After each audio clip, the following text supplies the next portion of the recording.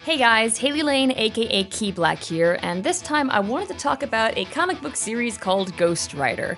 I'm not really a comic book nut myself. I never really grew up with them. I grew up with more the kind of manga side of things.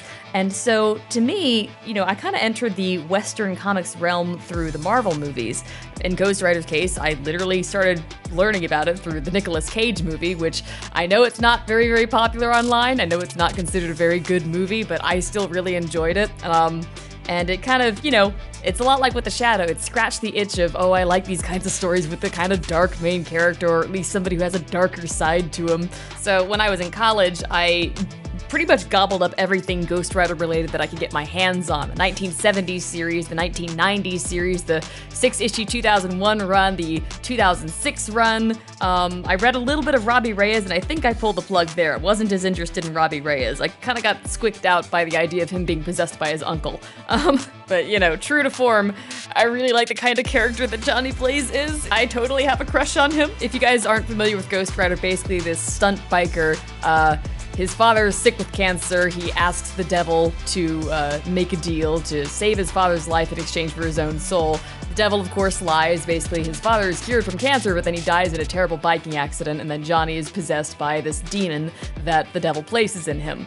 The original comics run in the 1970s was kind of all over the place. It was my first foray into Western comics, and so I found out exactly what people meant when they said you can kind of start anywhere you want. The writers change pretty frequently, so does the kind of meaning of the story and like what it means for him to be possessed by a devil and to be turned into the Ghost Rider. It starts off with him basically just turning into this ugly, hideous creature at night, and then eventually turns into actually this other side of himself as a demon named Zarathos, who is obsessed with vengeance and his own brand of very cruel justice. And of course, I really like the series as it gets later on.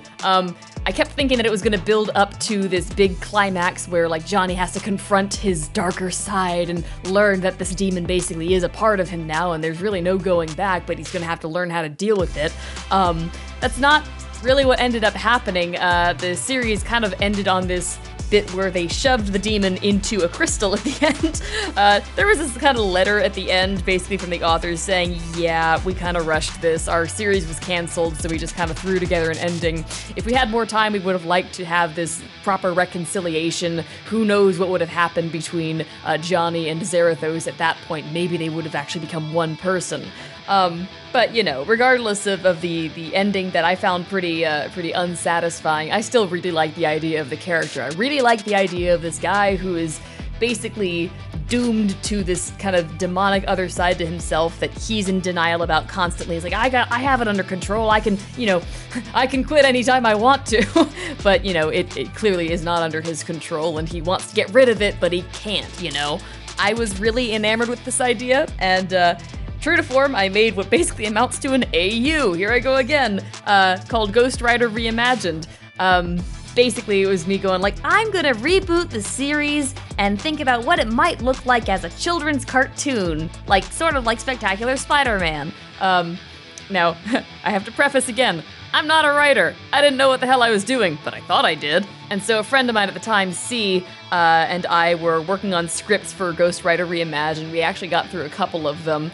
And then Austin Lee Matthews did this whole kind of radio-style interpretation of what might have happened in this version when Johnny first becomes the Ghost Rider. And it was pretty cool. I was even in the middle of turning it into a full little animation, and with Pui Jing Ling was doing color keys for it. We actually got a pretty decent ways into it, but the excitement kind of pittered out as we kind of realized, the initial excitement wore off pretty quickly. It was actually the very first time I ever asked Jess for her advice on writing. And I sent her one of the scripts that C and I had worked on, and she sends back, a decent chunk of advice, and I ignored all of it.